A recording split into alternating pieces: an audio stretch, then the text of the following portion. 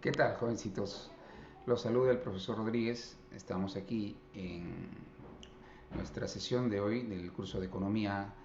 Vamos a desarrollar un tema que es de mucha actualidad, la integración económica, un proceso que es muy reciente, no tiene más de 100 años en la historia del mundo, pero que tiene gran impacto en la forma como se desarrolla la geopolítica en el mundo actual. Veamos entonces a qué se le llama integración económica. Primero que nada es un proceso, ¿ya? Es un proceso que se da a través de tratados, acuerdos, etcétera, pero que busca que dos o más países decidan integrarse a nivel económico. ¿Ya? Eso significa ir eliminando de forma progresiva las barreras al comercio, al intercambio, a las inversiones, para que el intercambio comercial, económico entre los países sea mucho más intenso, mucho más fluido. Hay, hay razones para ello. Muchos países tienen motivos políticos, en otros casos son motivos netamente económicos. Entonces vamos a ver los objetivos de ello. El primer objetivo de integración, ¿por qué los países se integran? ¿Por qué firman acuerdos, tratados de libre comercio, etcétera? En primer lugar, el objetivo económico es ampliar mercados. Quieren mayor cantidad de clientes para sus productos. Por ejemplo, en nuestro país se produce mucho pisco, espárragos, mangos, pero nosotros no consumimos tanto. Entonces nuestro mercado es pequeño. Se requiere clientes para que compren ese pisco o consumidores de los espárragos. Entonces por eso es que la cercanía hacia otras economías, a otros estados, para que podamos venderles a ellos. Entonces, lo primero que hay aquí es ampliar mercados, mayor clientela, pero también eso redunda en que nuestros consumidores se pueden beneficiar, porque generalmente al eliminar la barrera son recíprocas. Así como se abren mercados para nuestros productos, también nuestra economía tiene que abrir su mercado a los productos de esos países. Por eso es que ustedes tienen ahora tablets, computadoras, cámaras, videojuegos, las consolas, etcétera, etcétera, por esa reciprocidad que hay en la integración.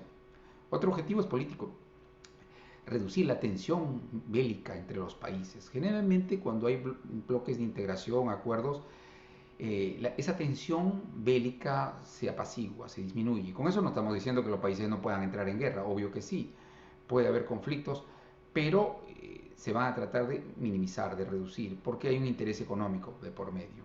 ¿Ya? Veamos entonces cómo es que los acuerdos de integración se van consolidando. Ya. Primero que nada tenemos en la pantalla eh, un proceso gradual de cómo los países pueden ir integrándose de menor a mayor nivel. Vamos a ver aquí las siguientes etapas del proceso de integración. No es algo literal de que todos los países involucrados tengan que pasar en orden de esta etapa, luego a esta, y luego a esta, y luego a esta, y luego a esta. No, no es así, no funciona de esa forma. Esto es una referencia. Significa que los países caminan a la integración de acuerdo a cómo marchan sus políticas internas, los acuerdos que lleguen, porque a veces hay retrocesos. A veces también el desafío es simplemente quedarse en una sola etapa de ellas. Entonces, bueno, empecemos con la zona de preferencias. Eh, ¿Qué hay en la zona de preferencias? Se dice que los países miembros del acuerdo, pues el país A y el país B, lo que hacen es reducen las tasas arancelarias. Por ejemplo, si antes cobraban 20% de arancel, ahora cobrarían 3% de arancel. Bajan los impuestos entre ellos y de esa forma comienza a fluir el comercio. A eso se llama zonas de preferencias, zonas, áreas privilegiadas donde los tributos son reducidos para el intercambio entre los países. Veamos la etapa número 2. Es una etapa de mayor integración. Eso se llama el área de libre comercio o también llamada zona de libre comercio. En este caso, los estados que realizan un área de libre comercio eliminan, aquí sí eliminan los aranceles y las barreras al comercio. Entonces, al caer las barreras, decimos que ahora hay libre comercio entre ellos. Es el caso de, por ejemplo, Estados Unidos, Canadá, ¿no? México. El caso de los tratados de libre comercio, ¿no? Se libera la libre circulación de productos, solo productos, no estamos hablando de personas, solo productos. Hay libre circulación de productos, porque se eliminan aranceles. ¿Qué pasa si buscan ampliar estos acuerdos y vamos al tercer nivel, que es un nivel un poco complicado, porque es la unión aduanera, la unión de aduanas? Una unión aduanera implica que los estados adoptan una política común frente a otros estados. Entonces significa que estos dos estados, frente al resto del mundo, van a cobrar un solo arancel. Por ejemplo, puede ser 10%, es un ejemplo. Entonces, todos los estados que están dentro de la unión aduanera dicen nosotros, entre nosotros no nos cobramos ningún arancel. Hay libre comercio entre nosotros. Pero al resto del mundo le vamos a cobrar un arancel. En este caso sería 10%. Eso se llama arancel externo común. Un arancel externo común. Entonces, eso es una unión aduanera. Alguno de ustedes seguramente se ha dado cuenta que la unión aduanera representa una especie de proteccionismo dentro del bloque. El bloque se protege frente a terceros países. Ahora, un desafío es avanzar a un mercado común, porque en un mercado común los estados, vamos a suponer que pueden ser 2, 3 o 4, tratan de que la unión sea un mercado único para sus productos, es decir, que haya, además de libre circulación de productos, también libre circulación de trabajadores, capitales, inversiones. Significa que un banco del país C podría prestar a alguien del país A. Un trabajador del país B podría ir a buscar empleo al país C sin mayores barreras. Esto en el mundo actual es muy difícil de lograr por los problemas de migración, pandemia y todo lo demás. Pero hay países que se han propuesto como un desafío que haya justamente libre movilidad de factores productivos, trabajo, capital, además de mercancías. Ya muy pocos, como el caso de la Unión Europea, avanzan a lo que es una unión de sus economías, donde los Estados miembros coordinan las políticas económicas fiscales. Significa que los gastos, los presupuestos, cómo van a manejar su deuda, ya es coordinado, una sola política para todo el grupo. Vamos a endeudarnos hasta el 20% de nuestro PBI, ya todos los países acatan ello. Vamos a gastar hasta esta cantidad y todos los países acatan. Están coordinando políticas económicas. A eso ya es un paso muy alto ya. Pero ¿qué pasa si además de ello adoptan una sola moneda para todo el grupo de países? Eso ya es un nivel más avanzado que le llamamos la unión monetaria. El caso de la Unión Europea es muy claro con la moneda, el euro, que 19 países la han adoptado como su moneda única. En la unión monetaria, todos los países miembros adoptan una sola moneda. Sus bancos centrales se encargan de coordinar para que esa moneda fluya entre todos esos países. Beneficios: la inflación va a ser la misma en los miembros del bloque, o al menos muy semejante. También tiene desventajas. Claro, la unión monetaria también tiene desventajas, porque ya cada país no puede manejar su propia política monetaria, su propia política de créditos, porque está a merced de una política común. ¿Y qué pasaría en el caso de que todos los países no solamente tienen una sola moneda, sino tienen un solo gobierno que da leyes para todos ellos? Es decir, se forma un nuevo estado, un estado formado por varios estados. Eso ya es una unión total, se llama integración económica total. Ya se integran totalmente las economías, ya un solo Ministerio de Economía, un solo Banco Central para todo el bloque.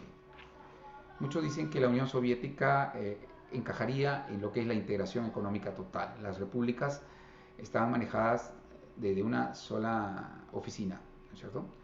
Entonces vamos a continuación a ver estos acuerdos. Vamos a ver algunos de los acuerdos más conocidos, los que vienen en los exámenes de admisión, como por ejemplo el Pacto Andino, la Alianza del Pacífico, etc. Veamos entonces. Primero empecemos por el más exitoso de todos, el que empezó hace unos 70 años atrás aproximadamente, en la década de los 50, entre 6 países que habían participado en la Segunda Guerra Mundial. Estamos hablando de la Unión Europea. La Unión Europea, tal como la conocemos ahora, no nació así. Sufrió una serie de cambios, transformaciones, avances, retrocesos para lo que es ahora. Ahora es una unión económica y monetaria. Aunque no todos los miembros, son 27 países miembros, no todos comparten la misma moneda porque ellos entienden que esto no se puede imponer, que esto tiene que ser un proceso gradual. Pero son 27 países, eran 28, Gran Bretaña se alejó por el Brexit y ellos son los que forman esta unión económica y monetaria. Es un mercado común, además. Tienen una población que sobrepasa los 500 millones de habitantes. Visto desde afuera, la Unión Europea es un gran mercado, un mercado muy vibrante. ¿Cuándo nace la Unión Europea tal como la concebimos ahora? En el año 1992, fines del 92, con el Tratado de Maastricht. El Tratado de Maastricht da origen a la Unión Europea. Pero si buscamos sus orígenes, antes de ser Unión Europea era un mercado único, un mercado común. Y su nombre era Comunidad Económica Europea. Entonces, si rastreamos los orígenes, nos vamos a dar cuenta que la Unión Europea, básicamente sus inicios los encontramos en la década de los 50, a poquito de la Segunda Guerra Mundial, con los famosos tratados del carbón y el acero. Y luego, posteriormente, nace el mercado común, la Comunidad Económica Europea, con los tratados de Roma del año 1957. Ahí se puede decir que fue el primer paso, mire el piecito de los europeos, ese fue el primer paso para construir lo que ahora es la Unión Europea. Se dio en 1957-58 con los tratados de Roma, pero que en el año 1992-93, con el Tratado de Maastricht, se transformó este mercado común en una unión económica y monetaria, la que conocemos como la Unión Europea. El euro simplemente es una moneda única para 19 países, lo que se llama la eurozona. Bien, jovencitos, entonces, en la Unión Europea vas a tener libre circulación entre ellos, libre circulación de capitales, libre circulación de personas entre los países, de capitales, de personas, de trabajadores y sobre todo de bienes y servicios. El Brexit fue para muchos un fracaso, fue un retroceso, porque de forma voluntaria el pueblo británico decidió abandonar la Unión Europea. Motivos muy diversos, uno de ellos era la diferencia de precios relativos, los salarios, la presión migratoria, y los gobernantes consultaron al pueblo británico y decidió abandonar la Unión Europea. A ese proceso se llama el Brexit. Vamos a América. En América tenemos a los siguientes: la Alianza del Pacífico, la Comunidad Andina y el Mercosur. Entonces vamos a estudiar cada uno de ellos. Primero a la Alianza del Pacífico, luego veremos a la Comunidad Andina y finalmente al Mercosur, ¿ya? Así que empecemos primero por la Alianza del Pacífico. Es la más reciente, surgió con la Declaración de Lima. Sí, fue propuesto por el presidente García, la Alianza del Pacífico. Lo conforman Perú, Chile, México y Colombia. Surge en el 2011, o sea, hace poquito. Estamos hablando de muy pocos años que la Alianza del Pacífico surge. ¿Qué cosa es la Alianza del Pacífico? Es un área de libre comercio abierta. Significa que por el momento entre estos países hay libre comercio. No se cobran aranceles, están orientados al Asia para venderle a China, a Japón, pero sobre todo es un acuerdo abierto. Significa que aspiran a seguir evolucionando conforme pase el tiempo y las condiciones lo permitan. La Alianza del Pacífico seguirá integrándose. El objetivo obviamente será pues un mayor nivel de integración. Veamos el más antiguo, y Perú es parte, la CAN, antes llamado Pacto Andino. El Pacto Andino surgió allá por 1969, cuando toda Latinoamérica se buscaba la sustitución de importaciones, querían industrializar a Latinoamérica, aunque de forma artificial, pero querían industrializarla. Esto obviamente fue aceptado por los países de la cordillera de los Andes como una forma de desarrollar, dar un salto adelante. Pero con la venida de la globalización y los cambios que hubo, el Pacto Andino se debilitó tanto que para el año 1997 ya prácticamente cambia totalmente los objetivos, o abandonan sus objetivos iniciales, y se puede decir que renace el Pacto Andino a través del Protocolo de Trujillo con el nombre de Comunidad Andina de Naciones.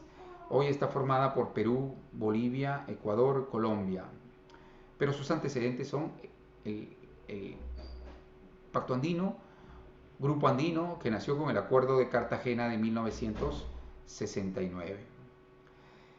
Ya se convierte en Comunidad Andina y cambia sus objetivos en 1997 con el Protocolo de Trujillo. Un dato para ustedes, chicos. Es una unión aduanera, o sea que implica que el Pacto Andino, estos países tienen un arancel frente al resto del mundo. Entre ellos hay libre circulación de productos. No nos cobramos aranceles con Colombia, Ecuador y Bolivia, pero además de ello hay algo muy interesante. Se ha unido a esto la libre circulación de personas, al menos por un tiempo determinado usted puede ir al Ecuador sin mayor trámite, simplemente con su tarjeta, su documento de identidad, su tarjeta andina que se le llama, que usted lo llena en la frontera y puede pasar al Ecuador sin mayor problema. Finalmente vamos al océano Atlántico y en ese lado tenemos al mercado común del sur. No porque sea un mercado común, sino que el objetivo era ser un mercado común. Surge con el Tratado de Asunción, en el año 1991. Los países fundadores del Mercosur son Brasil, Argentina, Paraguay y Uruguay, las cuatro estrellas. Posteriormente se une Venezuela, se une Bolivia. Ahora, el caso de Venezuela está suspendido por temas políticos, obviamente. Bolivia está en un proceso de adhesión.